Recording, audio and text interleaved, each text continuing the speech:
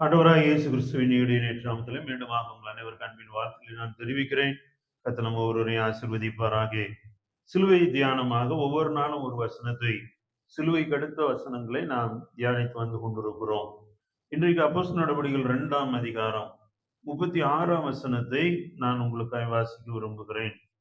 நீங்கள் சிலுவையில் அறைந்த இந்த இயேசுவையே தேவன் ஆண்டவரும் கிறிஸ்துவுமாக்கினார் என்று இஸ்ரவேல் குடும்பத்தார் நிச்சயமாய் அறியக்கடவர்கள் என்றான். நீங்கள் சிலுவையில் அறைந்த இந்த இயேசுவையே தேவன் ஆண்டவரும் கிறிஸ்துவுமாக்கினார் என்று. இயேசுவை ஆண்டவரும் கிறிஸ்துவுமாக்கினார் என்று இங்கே இயேசுவுக்கு சொல்லப்படுகிற எல்லா பேரையுமே சொல்லுகிறார். இந்த உயிர்த்தெழுதலின் சம்பவம் சம்பவித்த பின்பு இயேசுவின் உயிர்த்தெழுதலை குறித்து தான் செய்திகளே இருக்கிறது. இயேசு உயிர்த்தெழுந்ததினால் உண்டான வல்லமை குறித்து தான் இந்த சீஷருடைய செய்திகள் இருக்கிறது.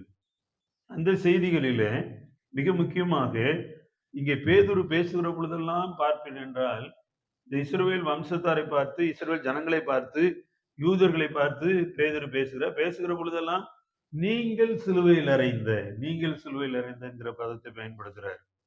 நீங்க வீட்டுல போய் நல்லா படிச்சு பாருங்க. இந்த 2ஆம் அதிகாரம் பேதுருவுடைய முதல் பிரசங்கத்திலையும் சரி, தொடர்ந்து பேசுகிற பொழுது சொல்ற, நீங்கள் சிலுவையில் அறைந்த இந்த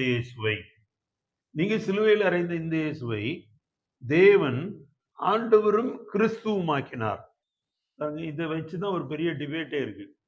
இயேசு சாதாரண மனுஷன், அவரு சிலுவையில அறையப்பட்டு அரை நிர்வாணமாய் தொங்கி ஒரு கொடூரமான சாவை சந்தித்தார். அவர் எப்படி ஆண்டவராக இருக்க முடியும் என்று பேசுகிற இஸ்லாமிய நம்பிக்கையுடையவர்கள் அநேகர் உண்டு. அவங்க அப்படி பேசுவாங்க.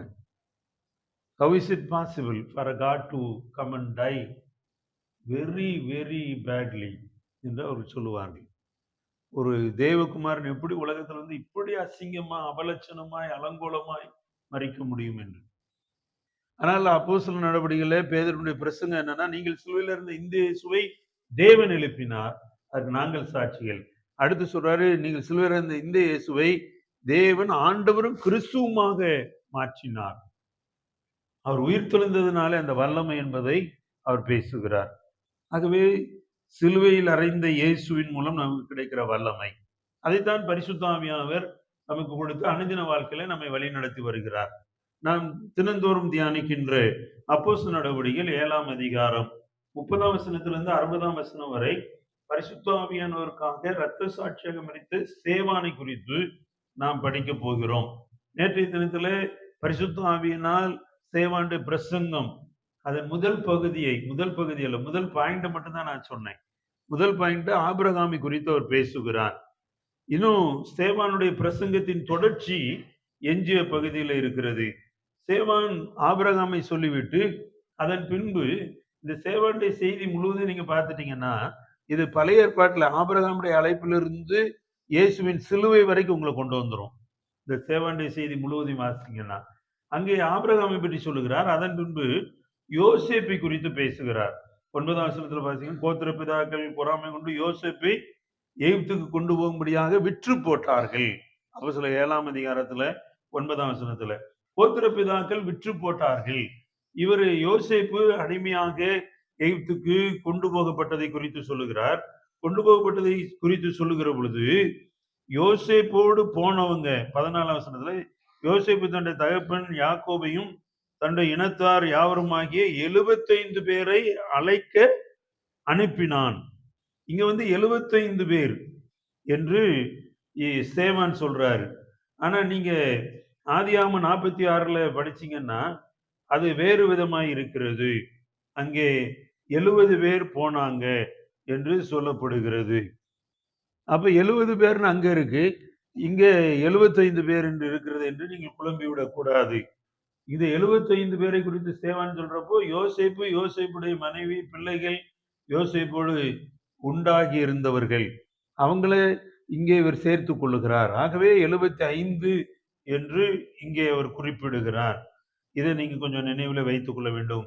யோசேப்பை அறியாத ராஜா வந்த பொழுது இஸ்ரவேல் ஜனங்களை கொடுமையாய் நடத்துகிற பொழுது தேவன் இவர்களை மீட்கும்படியாக மோசேயை எழுப்புகிறார். ஆபிரகாமை பற்றி பேசுறாரு, யோசேப்பை பற்றி பேசுறாரு, மூன்றாவதாய் மோசேயை பற்றி பேசுகிறார். மோசேயை பற்றி பேசுகிற பொழுது இந்த மோசே மூலமாய் தேவன் தீர்க்க தரிசன ஊழியத்தை செய்வதாக சொல்லுகிறார். இந்த மோசே மூலமாய் சீனாய் மலையில அவர் நியாயப்பிரமாணங்களை கொடுத்ததாக சொல்லுகிறார். இப்ப ஸ்தேவான் நியாயப்பிரமாணங்களை குறித்து பேசுகிறார். நியாயப்பிரமாணம் எப்படி கொடுக்கப்பட்டது என்பதை பற்றி பேசுறாரு. 5வது ஒரு நபரை பற்றி பேசுறாரு, யோசுவாவை குறித்து. 45ஆம் வசனத்துல படிச்சீங்கன்னா 7:45 யோசுவாவுடனே கூட நம்முடைய பிதாக்கள் அதை பெற்றுக்கொண்டு கானானுக்குள்ள பிரவேசித்ததை குறித்து பேசுகிறார். 6வதாக சாலமோனுடைய தேவாலயத்தை குறித்து பேசுகிறார். அதை தொடர்ந்து நீங்க 47ஆம் வசனத்துல பேசிங்கன்னா சாலமோன் அவருக்கு ஆலயத்தை கட்டினான். இப்படி பழைய ஏற்பாடு முழுவதையும் சொல்லிவிட்டு வருகிற இந்த பிரசங்கத்துல இந்த ஸ்தேவானுடைய 2வது பகுதி செய்தி தேவனுடைய ஆலயத்தை குறித்து பேசுகிறார். தேவனுடைய ஆலயத்தை குறித்து பேசுகிற பொழுது 49ஆம் வசனத்தை ஒரு வாசிங்கள். வானம் எனக்கு சிங்காசனம், பூமி எனக்கு பாதபடியா இருக்கிறது. எனக்காக நீங்கள் எப்படிப்பட்ட வீட்டை கட்டுவீர்கள்? நான் தங்கி இருக்கத்தக்க ஸ்தலம் எது? எனக்கு அருமையானவர்களே, ஆண்டவர் இப்படி ஒரு கேள்வியை கேட்கிறார். நான் தங்கி இருக்கத்தக்க ஸ்தலம் எது? எனக்காக நீங்கள் எப்படிப்பட்ட வீட்டை கட்டுவீர்கள்? இது ஏதோ பழைய ஏற்பாட்டில் ஆண்டவர் கேட்டார் என்று ஸ்தேவான் சொல்லுகிறதாக எனக்கு தோன்றவில்லை. எனக்கு என்ன தோன்றுகிறது, இன்றைக்கு பரிசுத்த ஆவியானவர் இங்கே வந்திருக்கிற நம்மை பார்த்து கேட்கிறார், நான் தங்கும் ஸ்தலம் எது? நான் தங்கியிருக்க விரும்புகிற ஸ்தலம் எது? எனக்காக நீங்கள் எப்படிப்பட்ட வீட்டை கட்டுவீர்கள்? உங்களுடைய வீடு எப்படிப்பட்டதா இருக்கிறது? உங்க வீட்டுல பரிசுத்த ஆவியானவர் உங்களோடு தங்கி இருக்கிறாரா?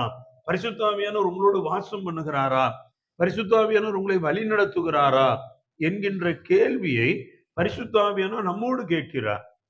நான் உன் வீட்டுல தங்க விரும்புகிறேன், இந்த ஸ்தலத்தை நான் விரும்பினேன், ஆகவே இங்க வந்து வாசம் பண்ணுவேன் என்று சொன்ன ஆண்டவர், இஸ்ரவேலுக்கு வாக்கு பண்ணினவர், உன் பாளையம் சுத்தமா இருக்கட்டும், நான் உன் பாளையத்தில் வந்து உன்னோடு வாசம் பண்ணுவேன் என்று சொன்னவர். இஸ்ரவேல் ஜனங்கள் குடிசைகளிலே டென்ட்டுகளில இருந்த பொழுது தேவன் அவர்களுக்கு நடுவிலே தான் வாசம் பண்ணினார். அவங்களை விட்டுட்டு அவர் எங்கேயோ உயரமா போய் உட்கார்ந்து விடவில்லை. ஜனங்களோடு அவர் வாசம் பண்ணினார். ஆசரிப்பு கூடாரத்திலே அவர்களோடு பயணித்தார். இந்த தேவன் இன்றைக்கும் ஆண்டவரை ஏற்றுக்கொண்ட பிள்ளைகளுடைய குடும்பங்களிலே வாசம் பண்ண விரும்புகிறார்.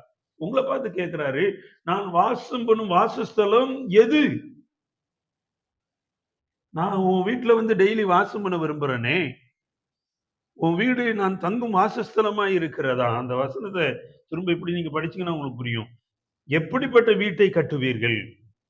நான் தங்கி இருக்கத்தக்க ஸ்தலம் எது?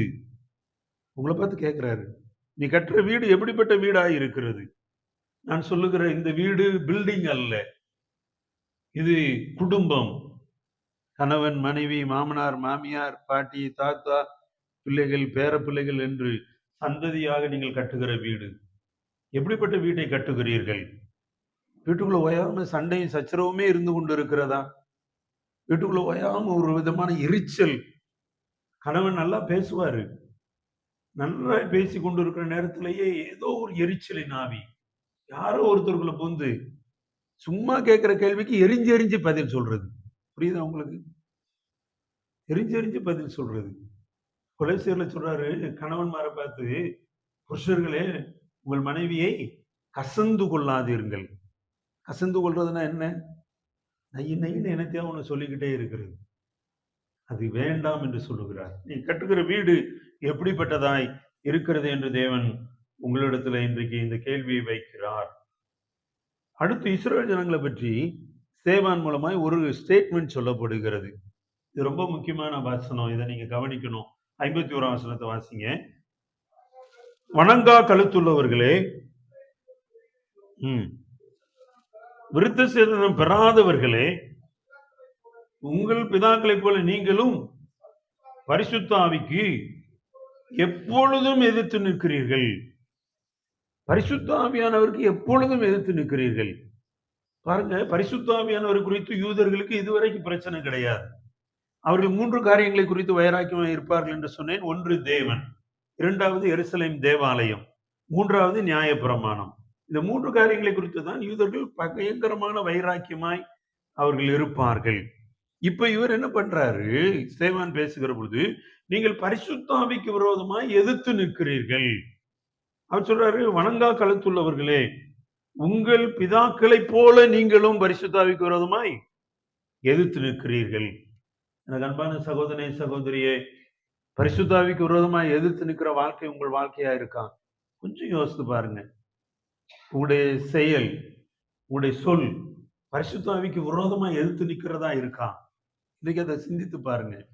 பரிசுத்த ஆவிக்கு விரோதமாய் எதிர்த்து நிற்கிறவர்களாய் நீங்கள் காணப்படுகிறீர்கள் என்றால் இன்றைக்கு அதை சரி செய்து கொள்ளுங்கள். இல்ல நான் அப்படிதான் இருப்பேன், நோ, அப்படி இல்லை, அப்படி வாழ முடியாது. நீங்கள் உங்களை மாற்றிக்கொண்டாக வேண்டும். பரிசுத்த ஆவிக்கு எதிர்த்து நிற்பதை குறித்து இங்கே ஆணித்தரமா பேசுறாரு. இவ கல்லறிகிறதுக்கு கல்லை எடுத்துக்கொண்டார்கள் என்பது தெரியும். இவர்கள் தன்னை கொன்று போட போகிறார்கள் என்பது சேவானுக்கு நன்றாய் தெரியும். ஆனால் சொல்கிற, உங்கள் பிதாக்களைப் போல பரிசுத்த ஆவிக்கு விரோதமாய் எதிர்த்து நிற்கிறீர்கள். பாருங்க, இந்த யூதர்கள் பரிசுத்த ஆவியை குறித்து சிந்தித்ததே கிடையாது. ஆனா சொல்றாரு, உங்கள் பிதாக்களைப் போல, உங்க பிதாக்களும் பரிசுத்த ஆவிக்கு விரோதமாய் எதிர்த்து நின்றார்கள். பரிசுத்த ஆவியானவருக்கு விரோதமாய் எதிர்த்து நிற்பது ரொம்ப டேஞ்சரான ஒரு காரியம், ரொம்ப தவறான ஒரு காரியம். பரிசுத்த ஆவியானவரோடு இணங்கி நீங்கள் நடக்க கற்றுக்கொள்ள வேண்டும். பரிசுத்த ஆவியானவரோடு கரம் பிடித்து நடக்க கற்றுக்கொள்ள வேண்டும். நானும் என் ஆண்டவரும், நானும் பரிசுத்த ஆவியானவரும் இணைந்து நடப்போம் என்று சொல்லி நீங்க நடக்கணும். பரிசுத்த ஆவியானவர் உங்களோடு டெய்லி வர விரும்புகிறார். அவர் உங்களோடு டெய்லி வந்து உங்களுடைய பலவீனங்களிலே உங்களுக்கு ஜெபிக்க தெரியாத பொழுது உங்களுக்காக அவர் வேண்டுதல் பண்ணுகிறவராய் இருக்கிறார்.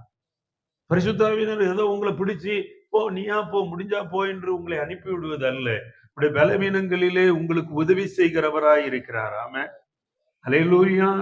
உங்களுக்கு நிறைய பலவீனம் இருக்கலாம், பலவீனங்கள் வரலாம்.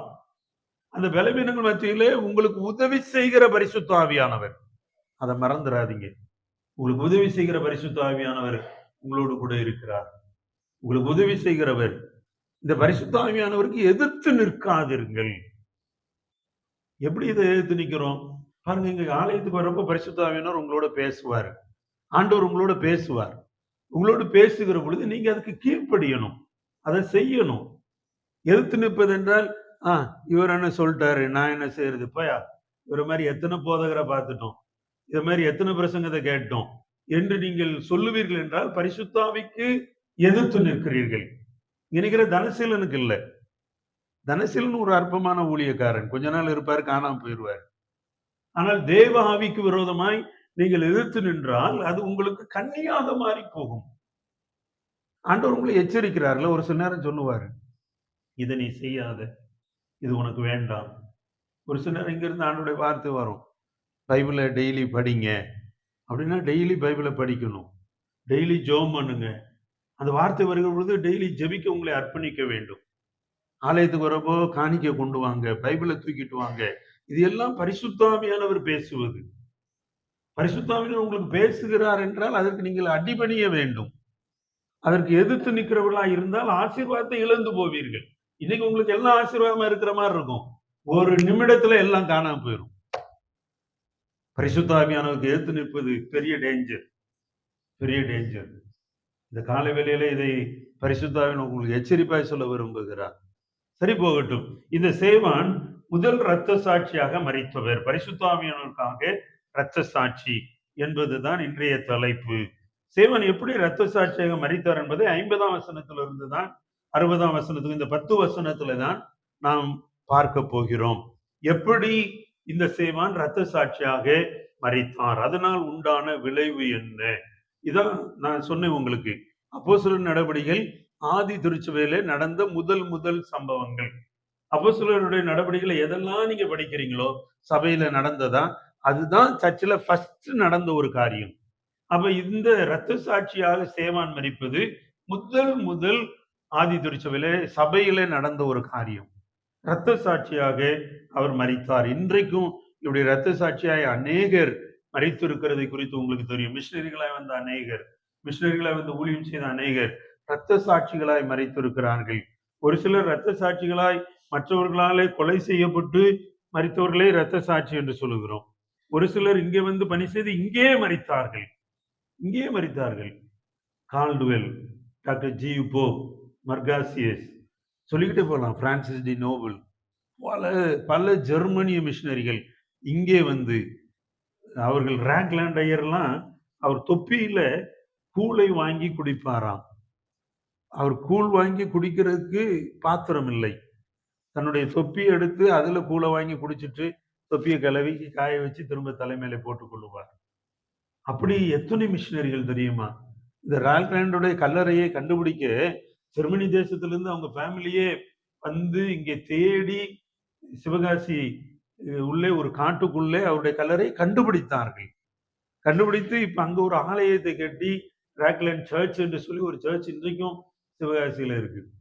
என் அன்புக்குரியவர்களே, ஆண்டவருக்காக இரத்த சாட்சிகளாய் இன்றைக்கும் மரிக்கிறவர்கள் இருக்கிறார்கள். அன்றைக்கு முதல் இரத்த சாட்சி ஸ்தேவான். அவர் மரித்த பொழுது பாருங்க என்ன நடக்குன்னு. இப்பொழுதும் நீங்கள் அப்படின்னு பேசுறாரு 52ஆம் வசனத்துல, தீர்க்கதரிசிகளில் யாரை உங்கள் பிதாக்கள் துன்பப்படுத்தாதிருந்தார்கள், நீதிபதி வருகை முன்னறிவித்தவர்களையும் அவர்கள் கொலை செய்தார்கள். இப்போது நீங்கள் அவருக்கு துரோகிகளும் அவரை கொலை செய்த பாதகருமாய் இருக்கிறீர்கள். யூதர்கள் சுற்றி நிக்கிறாங்க, தைரியமா பேசுறாரு. சாக போகிறோம், கல்லறிஞ்சிருவாங்கன்ற முடிவுக்கு வந்துட்டாரு. வந்தவர் சொல்ற, நீங்க துரோகிகள், பாதகர். இப்படி சேவான் பண்ண பிரசங்கம் மாதிரி இந்த காலத்துல இருக்க என்ன போன்ற போதகர்கள் பண்ண முடிவது இல்லை. நீங்க யோவானுடைய பிரசங்கத்தை பாருங்க. யோவான் ஸ்நானனுடைய பிரசங்கம் கட்டாமட்டான்னு இருக்கும். வெள்ளை அடிக்கப்பட்ட கல்லறைகளே அப்படின்னு இயேசு சொல்றாரு. விரியன் பாம்பு குட்டிகளே. நீங்க அப்படிலாம் சர்ச்சுக்குள்ள பிரசங்கம் பண்ண முடியுமா? இல்லை. இங்கே இவர் சொல்லுகிறார், நீங்கள் துரோகிகளும் கொலைபாதகருமாய் இருக்கிறீர்கள் அப்படின்னு சொல்லிட்டு அடுத்த 54ஆம் வசனத்துல, இவைகளை அவர்கள் கேட்டபோது மூர்க்கம் அடைந்து அவனை பார்த்து பல்லை கடித்தார்கள். யூதர்களுடைய ஆக்ஷன் பாருங்க. மூர்க்கம் அடைஞ்சு, இது எப்படின்னு எனக்கு தெரியல, செஞ்சு காட்ட தெரியல. அவர் பல்லை கடித்தார்கள். நான் அப்படி யாருக்கும் மூர்க்கம் அடைந்து பல்லை கடிச்ச மாதிரி எனக்கு ஞாபகம் இல்லை. ஒரு சிலர் அப்படி செய்யறாங்க போல இருக்கு. இவர்கள் மூர்க்கம் அடைந்து பல்லை கடித்தார்களாம். இதை நான் படிச்சப்ப எனக்கு ஆச்சரியமா இருந்துச்சு. அப்ப சேவான் ரொம்ப மைன்யூட்டா பார்த்திருக்காரு. அவங்க கோபம் அடைந்து பல்லை கடிக்கிறதை. பல்லை கடித்தார்கள். யூதர்கள் பல்ல கடிக்கிறாங்க. அவன் பரிசுத்தாவினாலே நிறைந்தவனா. 85 வாசிங்க. வானத்தை அண்ணாந்து பார்த்து தேவனுடைய மகிமையையும் தேவனுடைய வலது பார்த்து இயேசுவானவர் நிற்கிறதையும் கண்டு தேவனுடைய மகிமையை காண்கிறான்.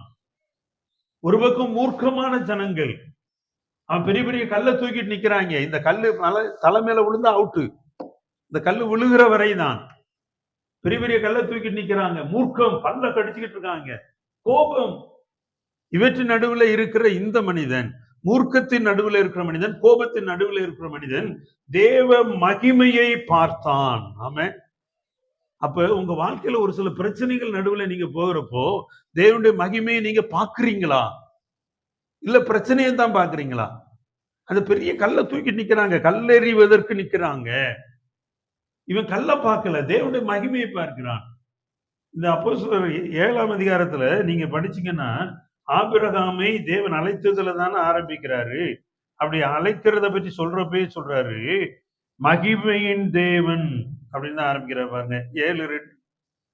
அவன் முன்னமே மெசொப்பொத்தாமிய நாட்டில் இருக்கும்போது மகிமையின் தேவன் அவனுக்கு தரிசனமாகி, காட்ஸ் குளோரி, மகிமை, தேவ மகிமை குறித்த எண்ணமே சேவானுக்குள்ள இருக்கு. தேவனுடைய மகிமை குறித்த காரியமே சேவானுக்குள்ள இருக்கு.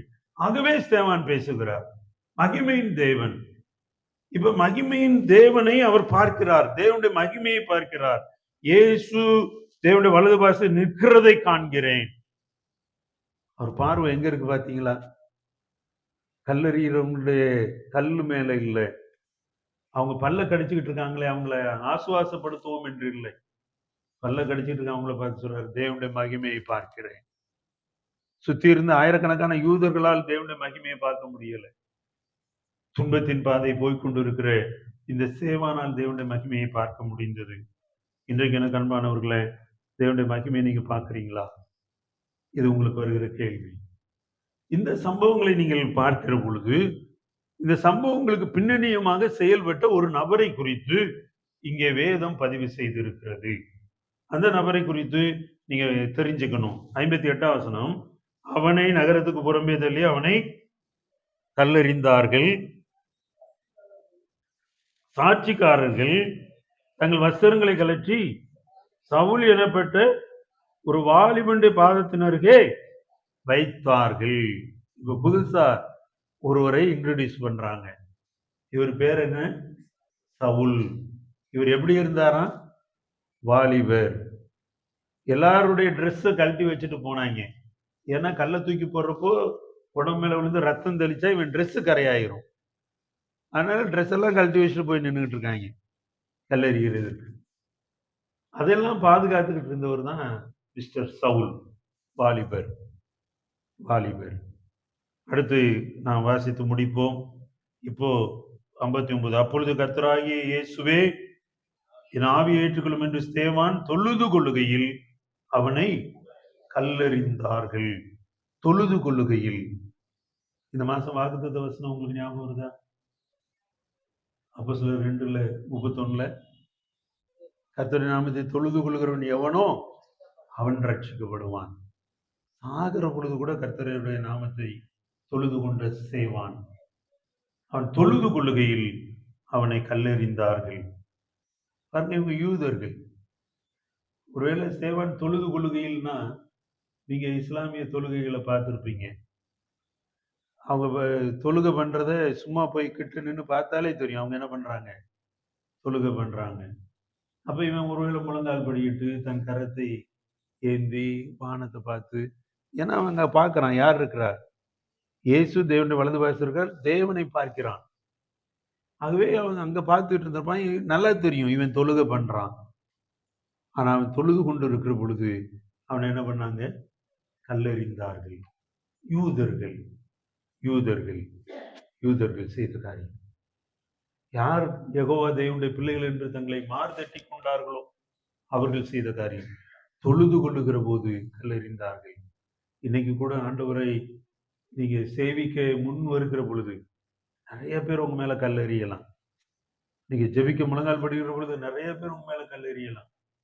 ஜெபம் ஜெபம் பண்ணி என்னத்தை நீ கண்டுட்ட, என்ன உனக்கு கிடைச்சிருச்சு, என்ன உனக்கு நடந்துருச்சு என்று ஜனங்கள் சொல்லலாம். கோயில் கோயில்னு போனியே, என்ன நடந்துச்சு, நீ அவமானப்பட்டதான் மிச்சம் என்று சொல்லலாம். இங்கே அவன் தொழுது கொள்கிற பொழுது கல்லெறிந்தார்கள். கடைசி வசனம், அவனோ முழங்கால் படியிட்டு, ஆண்டவரே இவர் மேல் இந்த பாவத்தை சுமத்தாதிரும் என்று மிகுந்த சத்தமிட்டு சொன்ன. இப்படி சொல்லி தன் ஜீவனை விட்டான். என் அன்புக்குரியவர்களே, இந்த சேவானுடைய வாழ்க்கையில நாம் கற்றுக்கொள்ள வேண்டிய நிறைய காரியங்கள் எல்லாம் கர்த்தர் நமக்கு பாடமாக்கி தந்து, பரிசுத்த ஆவியானவரோடு நாம் அனுதின வாழ்க்கையில் அவரோடு வாசம் பண்ணுகிற ஸ்தலமாக, அவர் வாசம் பண்ணுகிற ஸ்தலமாக நம்முடைய இருதயத்தை உருவாக்கி, நம்முடைய வீட்டை உருவாக்கி, பரிசுத்த ஆவியானவரோடு பயணிக்க நம்மை ஒப்புக் கொடுப்போம். கண்களை மூடி ஜெபிப்போம். தகப்பனே, இந்த காலை நேரத்துக்காக நன்றி சொல்லுகிறோம். காலை தோறும் புதிய கிருபைக்காக நன்றி சொல்லுகிறோம். உடைய இரக்கத்துக்காக, தயவுக்காக நன்றி சொல்லுகிறோம். தகப்பனே, இந்த நாளிலும் நீர் எங்களோடு பேசின உடைய நல்ல வார்த்தைகளுக்காக நன்றி சுவாமி. தகப்பனே, சேவான் முதல் இரத்த சாட்சியாக மரித்ததினால் நாங்கள் கற்றுக்கொண்ட வேத ரகசியங்களுக்காக நன்றி சொல்லுகிறோம் சுவாமி. இந்த நாளில் தியானத்தில் பங்கு பெற்றுக் கொண்டிருக்கும் பிள்ளைகளை ஆசீர்வதிங்க. சேவானை குறித்து நாங்கள் வெறுமனை கற்றுக்கொள்கிறவராய் அல்ல, சேவானை போல நாங்கள் பரிசுத்த ஆவியானவரால் இணைந்து மகிமையின் தெய்வத்தை அறிந்தவர்களாக, தேவனுடைய மகிமைக்காக வாழுகிறவர்களாக எங்களை அர்ப்பணிக்கிறோம். எங்கள் குடும்பத்தை அர்ப்பணிக்கிறோம். பொறுப்படுத்திக் கொள்ளும். இதில் இந்த நாட்கள் நாங்கள் உங்களோடு தொடர்ந்து பயணிக்கிற நாட்களாக இருக்கட்டும். பரிசுத்த ஆவியானவருக்கு விரோதமாய் எதிர்த்து நிற்கிற வாழ்க்கை எங்களுக்கு வேண்டாம் சுவாமி. பரிசுத்த ஆவியானவருக்கு எதிர்த்து நிற்கிற அனுபவம் எங்களுக்கு வேண்டாம், முயற்சி எங்களுக்கு வேண்டாம். பரிசுத்த ஆவியானவருக்கு அடிபணியா அர்ப்பணிக்கிறோம். பொறுப்பெடுத்துக்கோங்க. இயேசுவின் நல்ல நாமத்தில் ஜெபிக்கிறோம் பிதாவே. ஆமென்.